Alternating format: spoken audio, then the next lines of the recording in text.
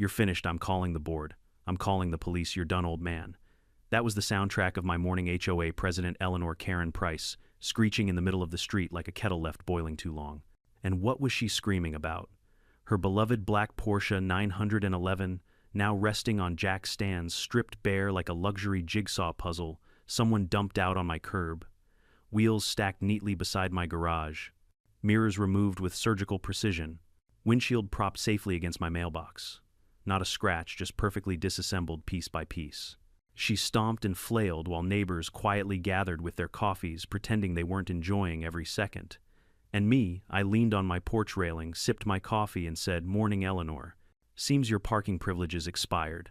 How did we get from her blocking my house every morning to me turning her Porsche into designer scrap metal without breaking a single law? Stick around. It's one for the books. But first, tell me you're watching from where and what time it is, and hit subscribe if you enjoy seeing HOA bullies learn the hard way. If you've ever lived under an HOA, you already know there are two kinds of people in neighborhoods like mine. The quiet ones, folks who just want to mow their lawn, watch their grandkids on weekends, and be left in peace. And then there are the self-appointed royalty types, the ones who think a clipboard and a title make them God's personal traffic warden.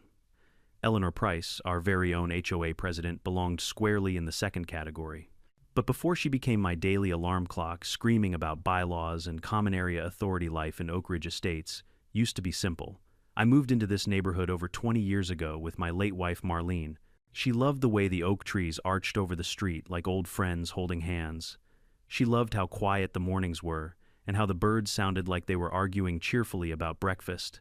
She loved the house most of all, a brick one-story with white trim and a driveway she insisted we repave with stone pavers because she said asphalt looked sad.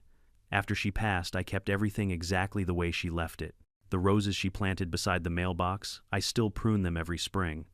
The old bird bath she found at a flea market, still standing in the same sunny corner of the yard. And my driveway, those perfect gray pavers, I maintain them like sacred ground. To anyone else, it was just a driveway. To me, it was the last project we ever did together. So when someone disrespected that space, well, let's just say I didn't take it lightly. For most of the 20 years I'd lived here, the HOA was harmless. Mostly retired folks who just wanted to keep the neighborhood nice. Then they elected Eleanor. I remember the first time I saw her stepping out of a glossy black Porsche like she'd arrived for a photo shoot instead of a community meeting. She wore oversized sunglasses, heels too high for a suburban cul-de-sac, and a blazer so stiff it could have doubled as armor. Every sentence she spoke had the tone of someone who'd spent a little too long imaging herself running a Fortune 500 company. Instead of a homeowners association made up of 37 houses and one sad little park bench. Still, at first I didn't think much of her. People like that burn hot but flame out quick. Or so I thought. Then things escalated. It started the way all HOA nightmares do, with a letter.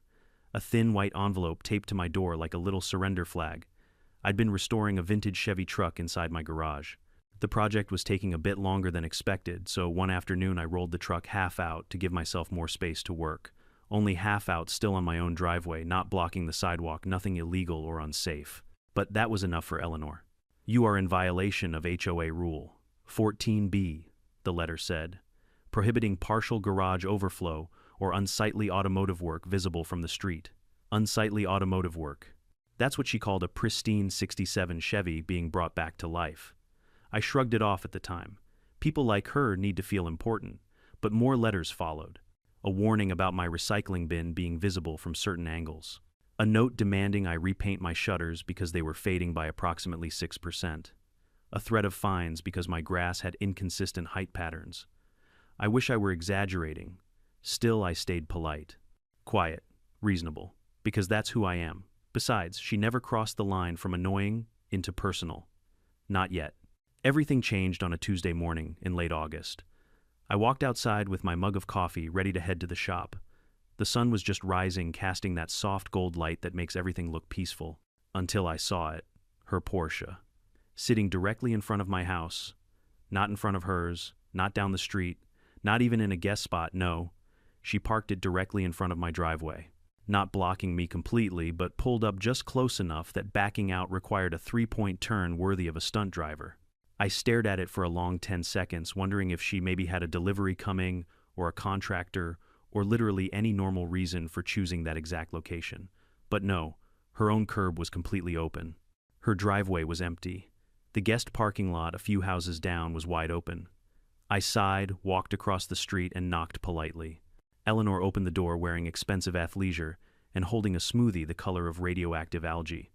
"Yes," she asked, as if I'd interrupted a national briefing. "Morning," I said. "I think you may have parked a little too close to my driveway." Mind shifting the Porsche back a few feet, she blinked, utterly unimpressed. "That's common area parking," she said. "Perfectly legal." "I'm not saying it's illegal," I replied calmly.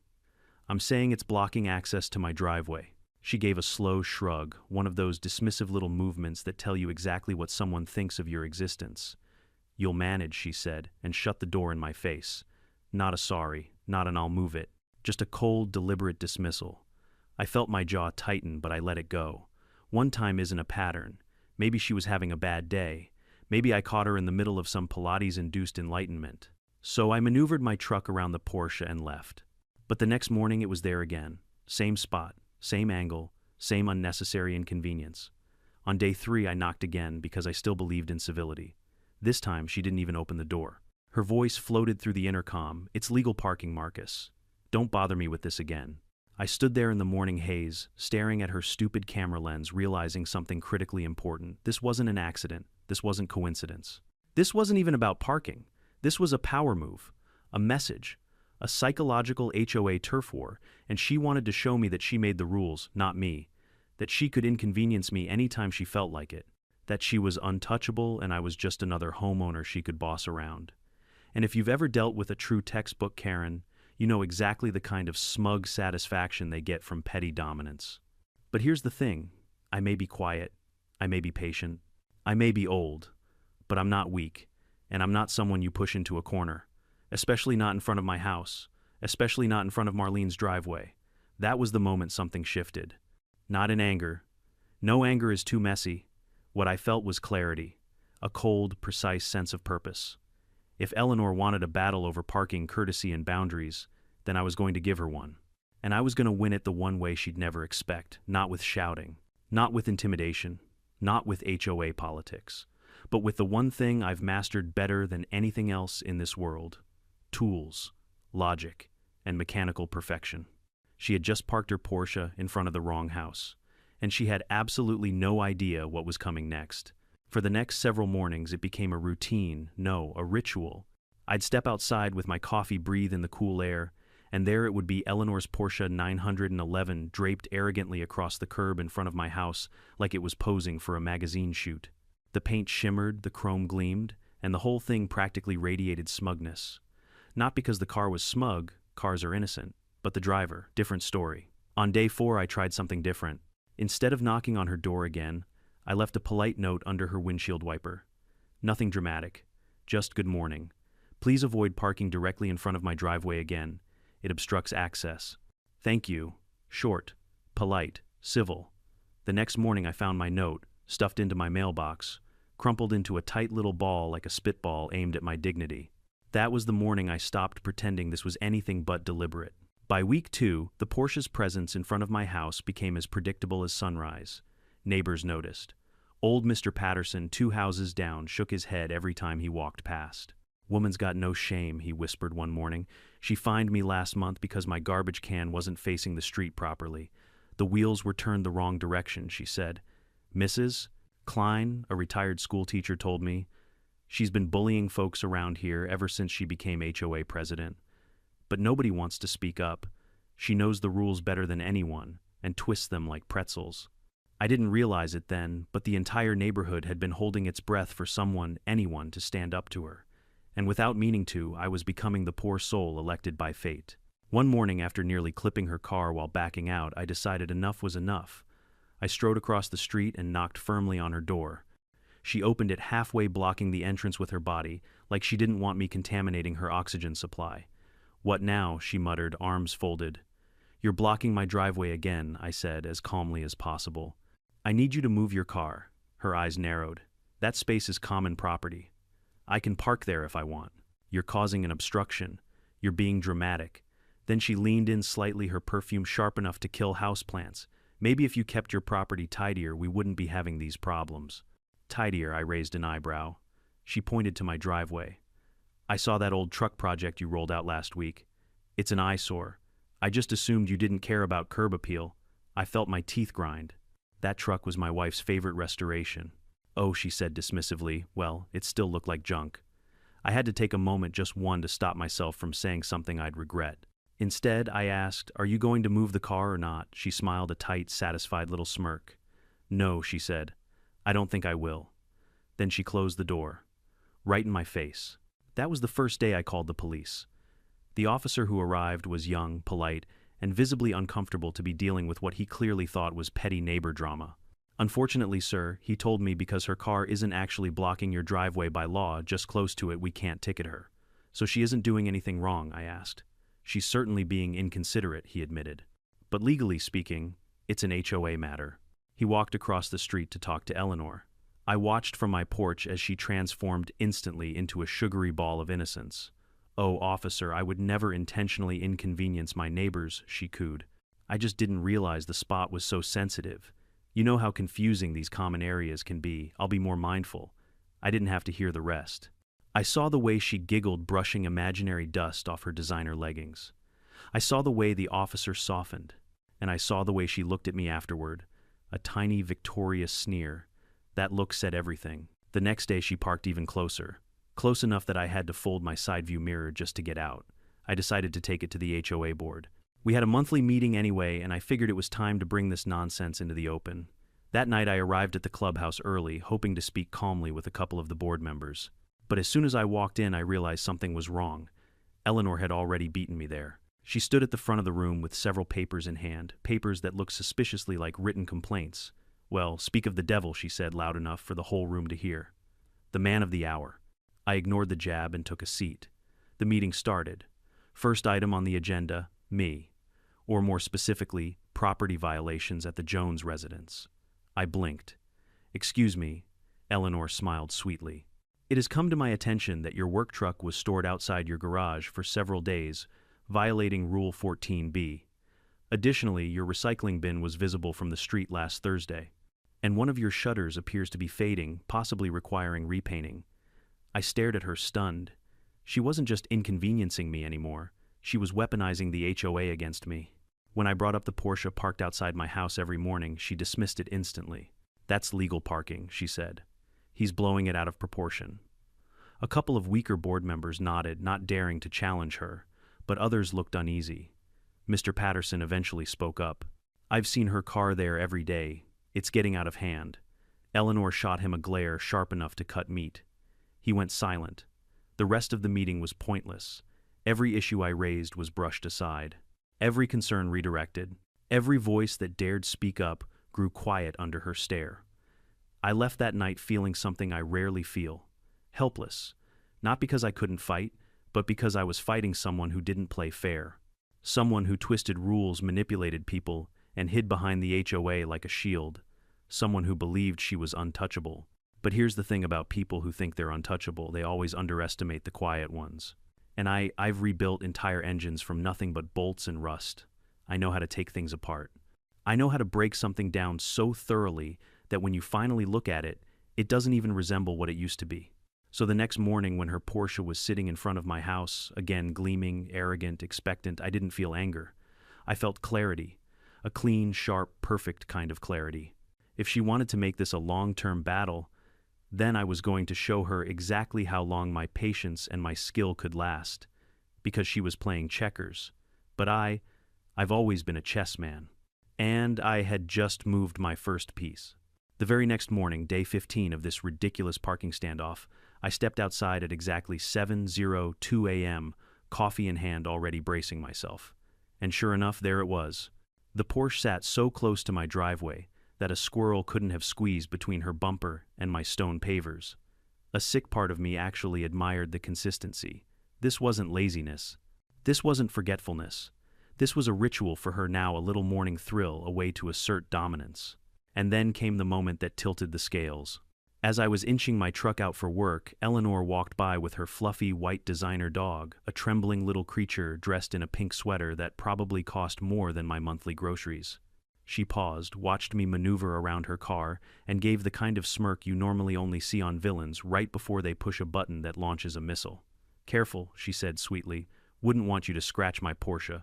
She didn't even wait for a response. She just strutted off holding that yapping dog like a crown jewel. That was the exact moment something hardened inside me. Not anger, not frustration, resolve. But even when you're resolved, you don't go charging blindly into battle. Not when the opponent is a Karen with HOA power and a documented history of weaponizing bylaws. So instead of exploding, I pulled out my phone and took yet another time-stamped photo. Then I did the one thing Karens never expect. I followed the rules better than they did. That same morning, I called the non-emergency police line again. A different pair of officers showed up this time. A tall, tired man with a mustache and a shorter woman with hair pulled into a tight bun. I explained the issue as professionally as possible, showing them photos, dates, and a small folder I'd started keeping called Parking Incidents. I know how that sounds, believe me. The male officer scratched his chin. "Is she actually blocking your driveway, sir?" "Technically no," I said, "but she's obstructing access. I have to make a dangerous maneuver every morning just to leave my own property." The female officer nodded sympathetically. "It's inconsiderate, no doubt about that. Unfortunately, unless she's preventing you from getting your vehicle out, the city can't issue a ticket. This is an HOA-governed street. In other words, I said you can't help me." She hesitated, then shrugged. "Not officially. Document everything. If she escalates, you'll need proof for civil action." When they crossed the street to talk to Eleanor, I leaned against my truck and watched. And instantly, Eleanor transformed. Gone was the snarky smirk. Gone was the queen of the cul-de-sac energy. Instead, the officers got soft-voiced, wide-eyed Karen, one hand on her chest, pretending to be deeply hurt. "Oh, officers, I didn't realize I was told the curb was community property. I'll try my best to park elsewhere, but my driveway's layout is so inconvenient. It's hard for me to back out." A bald-faced lie. Her driveway was deep and perfectly accessible. Her Porsche even had backup sensors that could detect a butterfly at 20 feet. The officers warned her gently, she nodded politely, and they left. 10 minutes later, she walked past my yard again. Her voice was syrupy sweet. "See," she said, "even the police said I'm not doing anything wrong. Maybe you should try being more neighborly." I didn't respond. Her arrogance wasn't the important part. The important part was the officer's advice. Document everything. So I did. Over the next week, I took photos every single morning. I logged times. I recorded brief videos showing how close she parked and how difficult it was to leave safely. I printed each picture, labeled it, and stored it all in a blue binder. Neighbors began quietly cheering for me. Mrs. Klein would whisper, "Get her, Marcus." Mr. Patterson would murmur, "'Bout time someone stands up to the witch." But nobody wanted to be public about it. Karen had burned too many people already. I didn't blame them.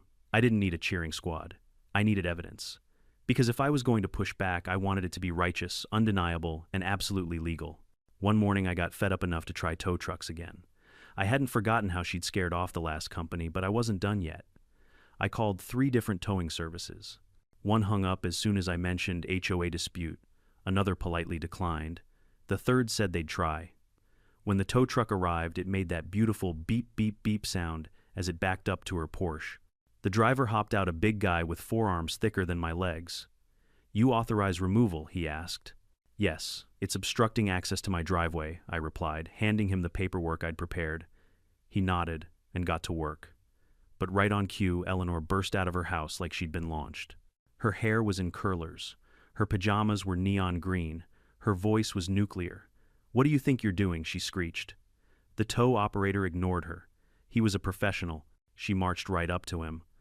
"I am the HOA president. I am ordering you to stop." He didn't even blink. "Ma'am," the homeowner requested removal.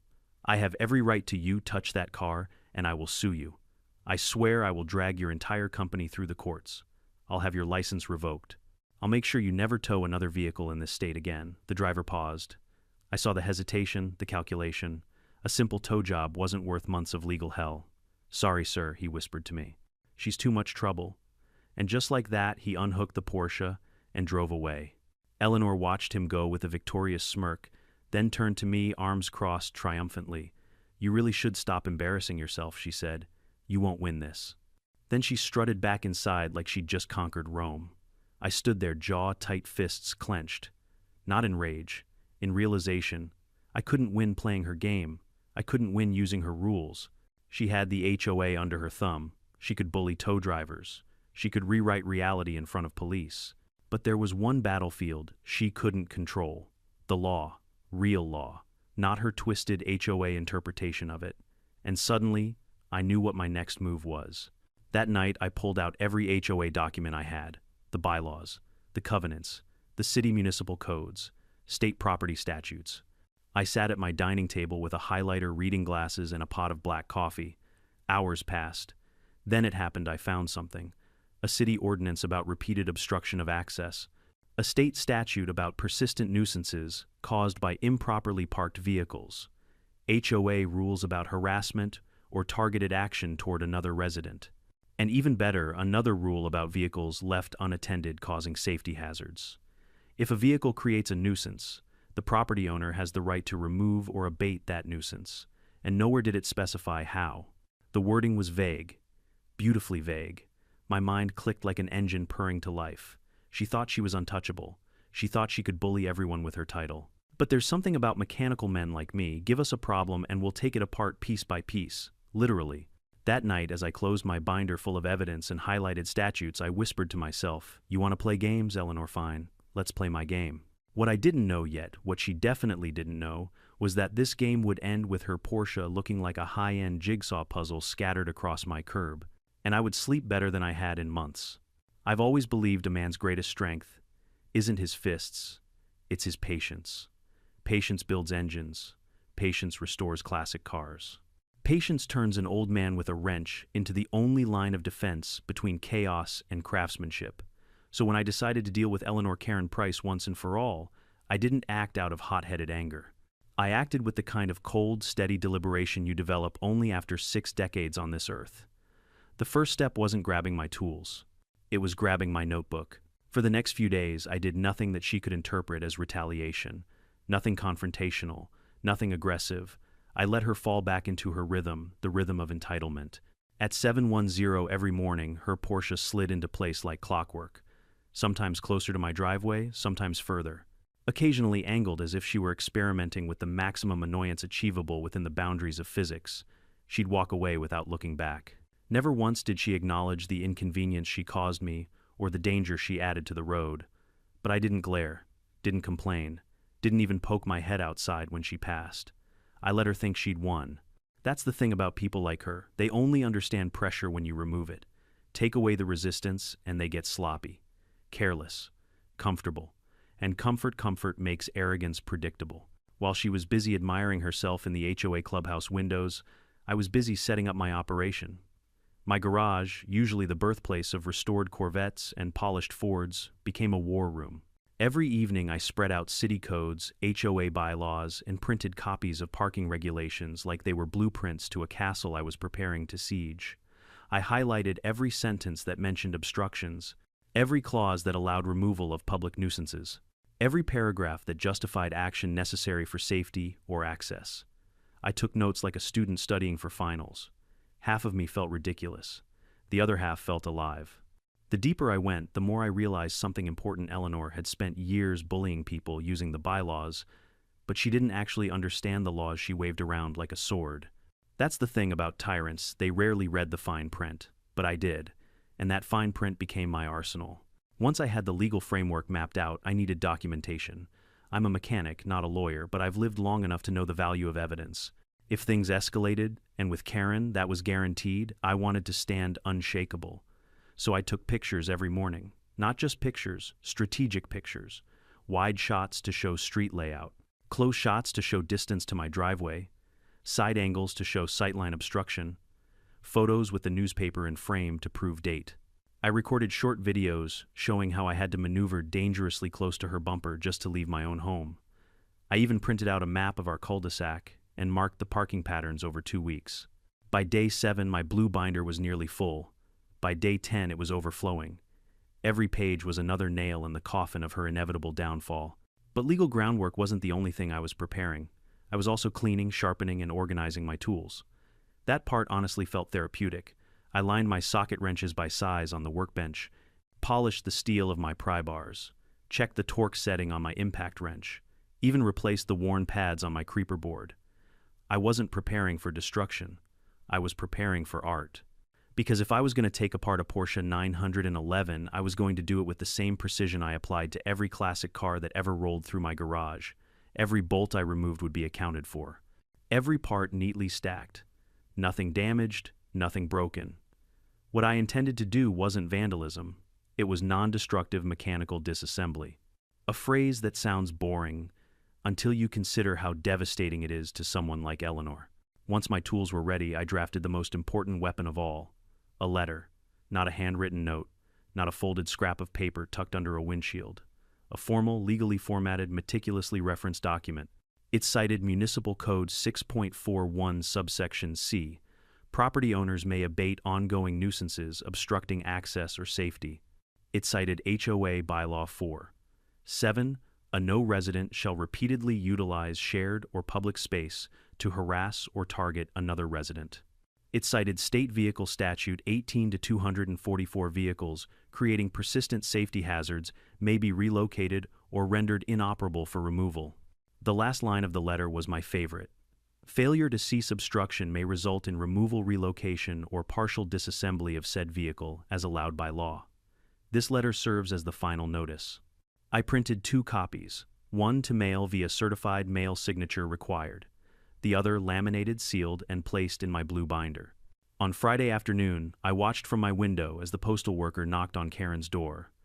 I watched Eleanor sign for the letter with a bored flick of her wrist. Good. Let her be bored. Let her ignore it. Because ignoring it was the final green light I needed. Saturday and Sunday passed without the Porsche appearing. At first, I thought she might have backed down. Maybe she'd finally realized I wasn't playing around.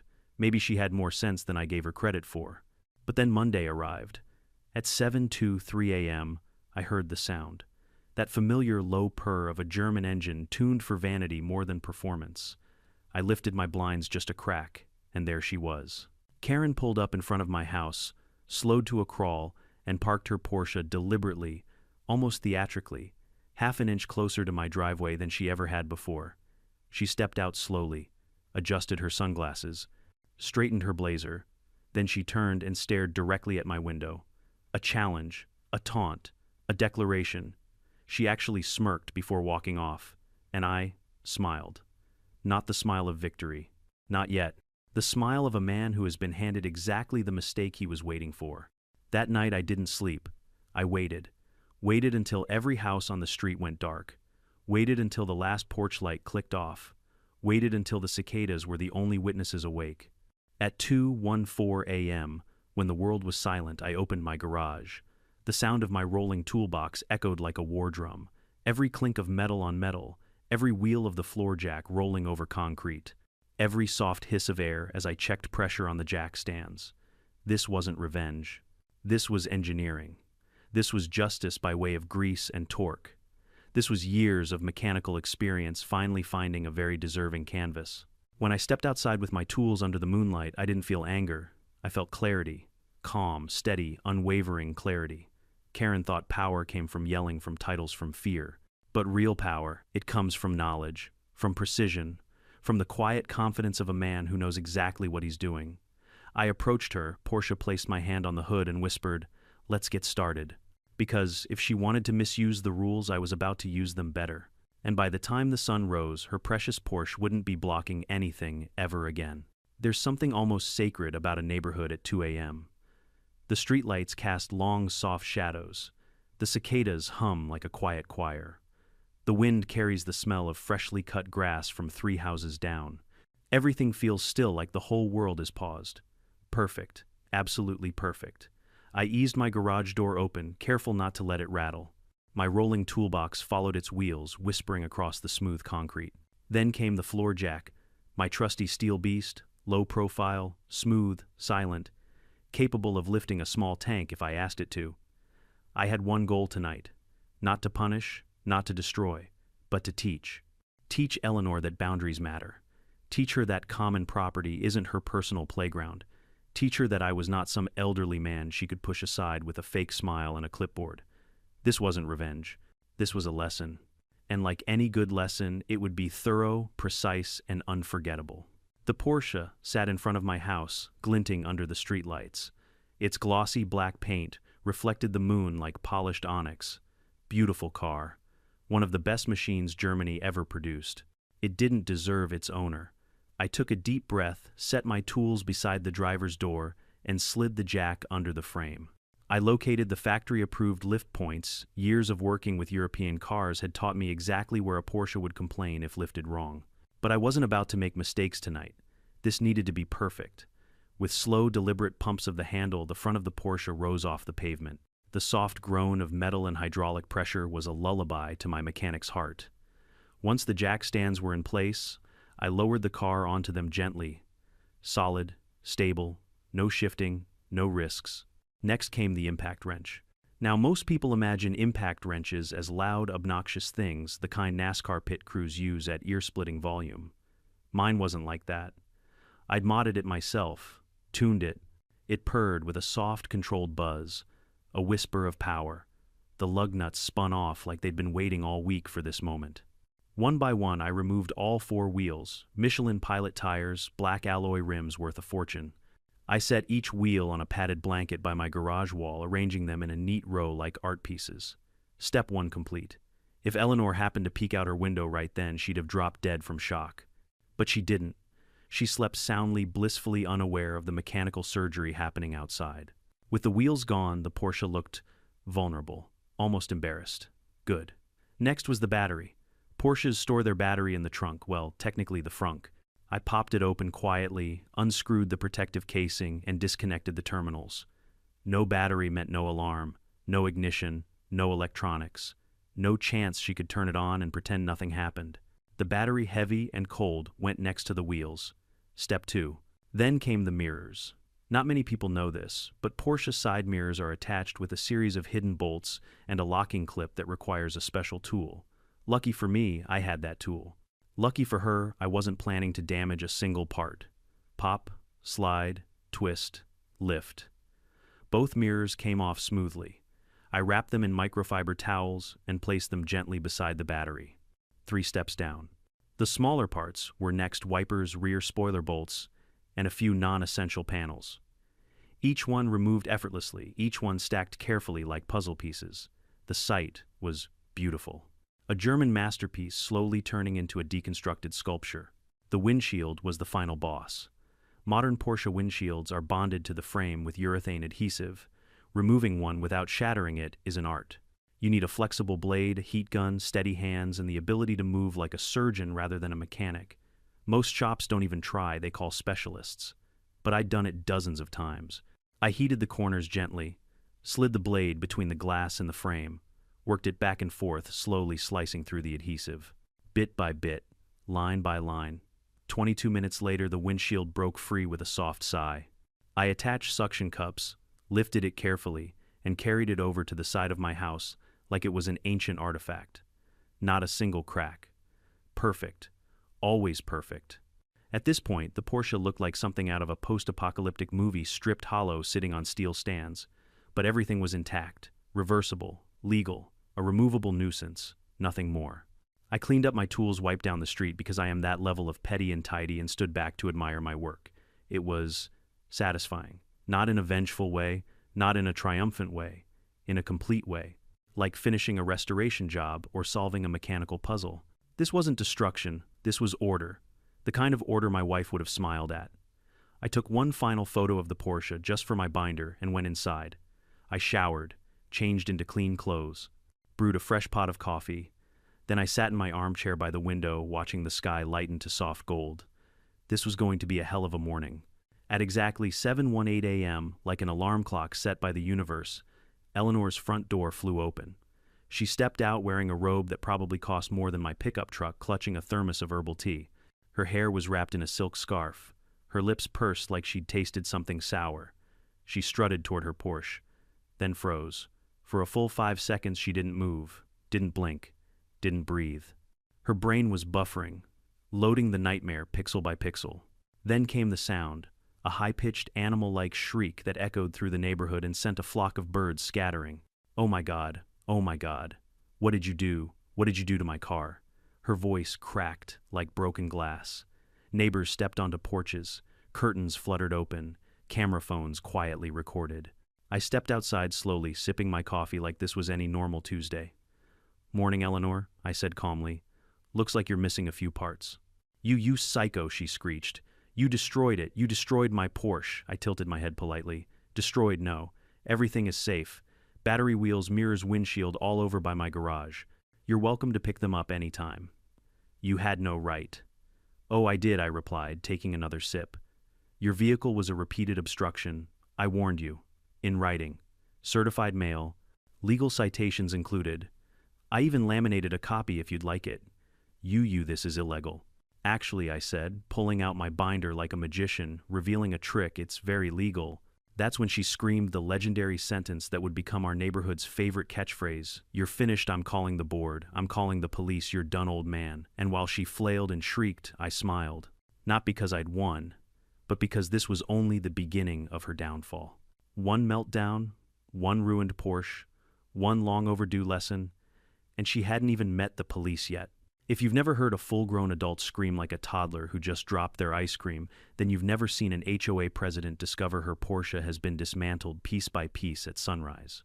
Eleanor's meltdown that morning was so spectacular, so operatic, so award-worthy, that if I'd filmed it, I would have won Best Drama Short Film at every amateur film festival in the country. She shrieked. She stomped. She did that thing where her hands curled into claws like she wanted to tear reality apart. And the whole time, neighbors kept inching closer, some pretending to water their lawns, some walking their dogs for the third time that morning, some straight up holding their phones at chest height, secretly recording the chaos. But this wasn't the grand finale. This was the intermission. Because right after her screaming fit finished echoing through the cul-de-sac, she pulled out her phone, jabbed her finger at the screen, and screeched 911 yes. "I want to report a crime." Oh, I smiled so wide I felt the wrinkles stretch. The same two officers showed up, the polite young guy and the stern woman with the neat bun. Their cruiser rolled to a stop and they stepped out, both blinking rapidly as they took in the sight of the Porsche's skeletal remains sitting on jack stands like a German luxury carcass. The female officer raised an eyebrow. "Mr. Jones?" I nodded politely. "Good morning, officers." Before they could say anything else, Eleanor launched herself at them like a bat out of HOA hell. "Arrest him. Arrest this man right now. He destroyed my car, my beautiful car. He's dangerous, he's unstable, he's insane." She was shaking. Her voice cracked with hysteria. If she'd had pearls, she'd have clutched them hard enough to snap the string. The officers tried bless them to calm her down. "Ma'am, please no, do your job." Eleanor screamed, jabbing her finger toward me like she was presenting Exhibit A in a courtroom drama she'd rehearsed all night. The female officer cleared her throat and turned to me. "Sir, can you explain?" "With pleasure," I said. I walked calmly back into my house, retrieved my binder, and returned with the laminated letter in one hand and a stack of time-stamped photographs in the other. I handed them over like a waiter delivering a well-plated dish. The officer flipped through the photos, reviewed the letter, checked the certified mail receipt, Eleanor's signature shining like a beacon of arrogance. Her expression went from shocked to impressed to something dangerously close to, "Ma'am, you have officially messed with the wrong person." Then she delivered the verdict. "Ma'am," the officer said coolly, "based on the documentation, Mr. Jones issued multiple warnings, including a legally formatted notice. He has removed parts of your vehicle without causing damage. This is a civil matter, not a criminal one. We cannot arrest him." The male officer coughed to hide a laugh. Eleanor's lower lip trembled like a loose bolt. "What do you mean you can't arrest him? Look at my car." "I see your car, ma'am," the officer said evenly, "but every action taken was reversible and documented. You were clearly warned. He acted within his rights under property abatement statutes. You can't be serious," she screeched. "He dismantled a Porsche." "Yes, ma'am," the officer replied, very neatly. Behind them, 3 neighbors snorted loudly. Another nearly dropped his coffee, trying not to laugh. I don't believe in humiliating people for fun, but even I couldn't deny it was a poetic moment. Eleanor had spent years lording over everyone with her HOA crown, and now she was powerless. Standing in her robe, screaming at the law, with half the neighborhood watching. The officers left soon after with a final piece of wisdom for her. "If you want the vehicle reassembled, you'll need to contact a professional mechanic. And we suggest resolving this civilly." When the cruiser pulled away, Eleanor spun around like she had whiplash. "You think this is over?" she hissed at me. "You think you've won?" I sipped my coffee calmly. I think I said your parking privileges have expired. That scream she let out could have cracked windshield glass. Over the next hour, a flatbed tow truck arrived. The operator stared at the car's corpse. Sir, ma'am, I'm gonna need 2 trips. Neighbors gathered sipping coffee like they were watching the morning news. The tow truck operator struggled to winch the wheelless Porsche onto the flatbed. Then he had to come back for the wheels, mirrors, battery, and windshield. By the time he finished, Eleanor looked physically deflated, like someone had slowly let the air out of her.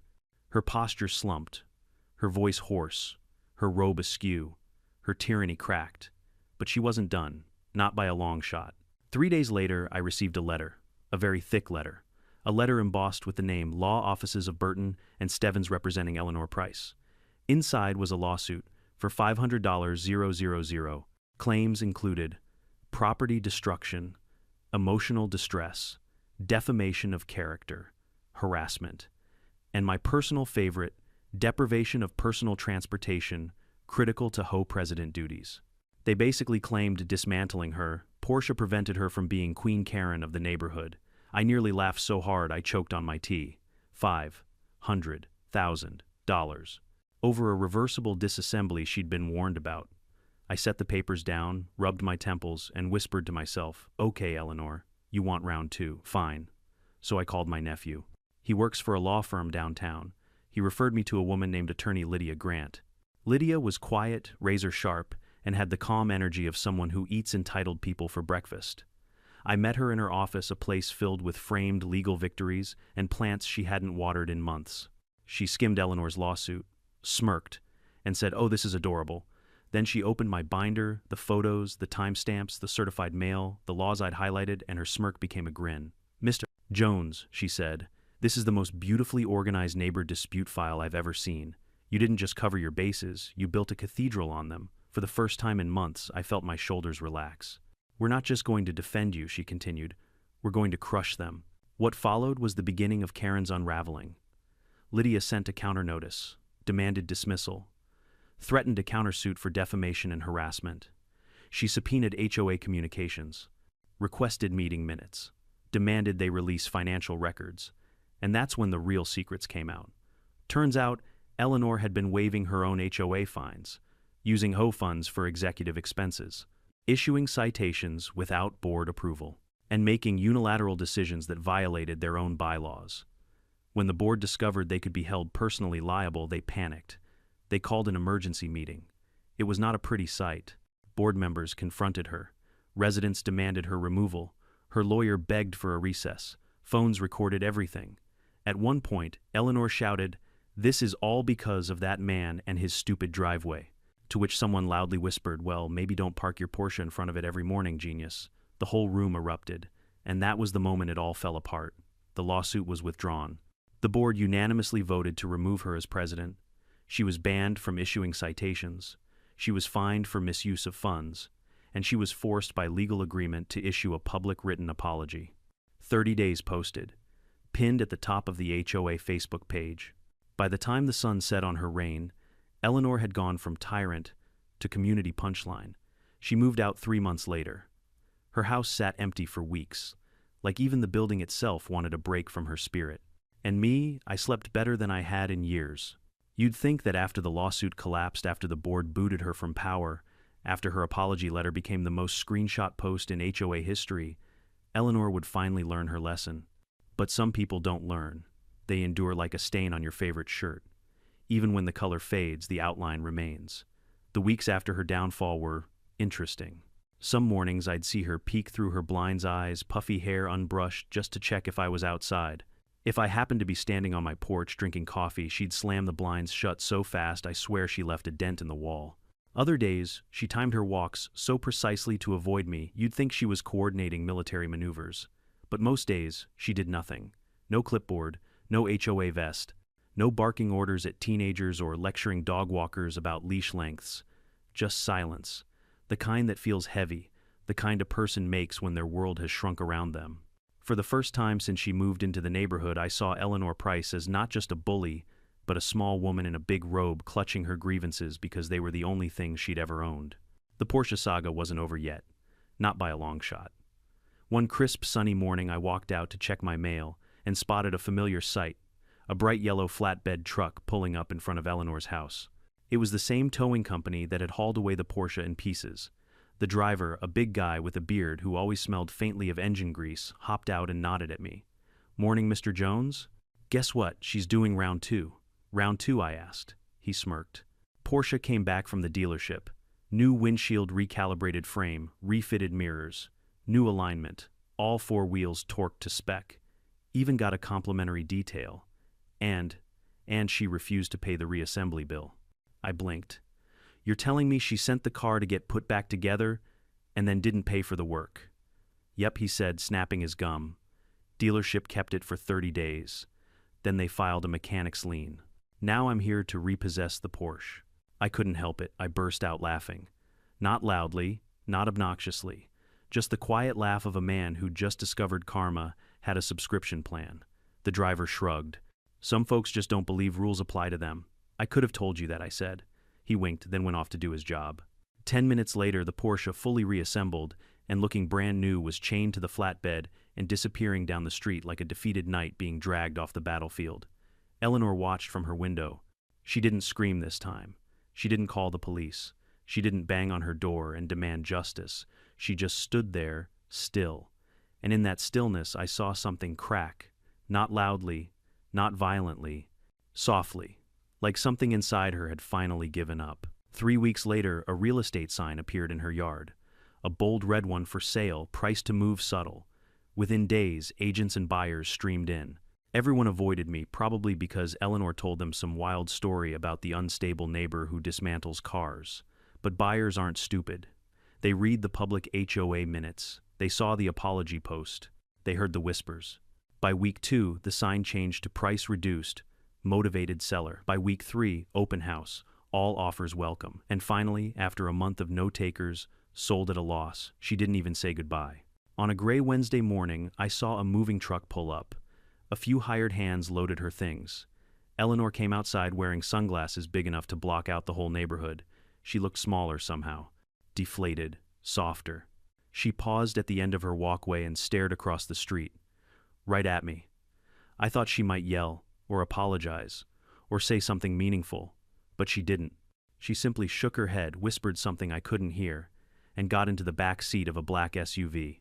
A moment later, the door shut, and she was gone like the last stubborn leaf finally falling from a tree that had clung to it for too long. And just like that, peace returned. Life after Karen better, calmer. Louder in the ways that matter, kids playing neighbors, chatting folks laughing across yard lines without fear of being fined for noise disturbances. The new couple who bought her house were friendly. They brought me cookies, asked for gardening tips, offered to help repaint my mailbox post. Normal people, warm people. People who didn't see the HOA as a throne. I didn't realize how much tension Eleanor had injected into the neighborhood until she was gone. The air literally felt lighter. Even the birds seemed louder. One neighbor told me, "I didn't know I'd been holding my breath for 2 years. Until now."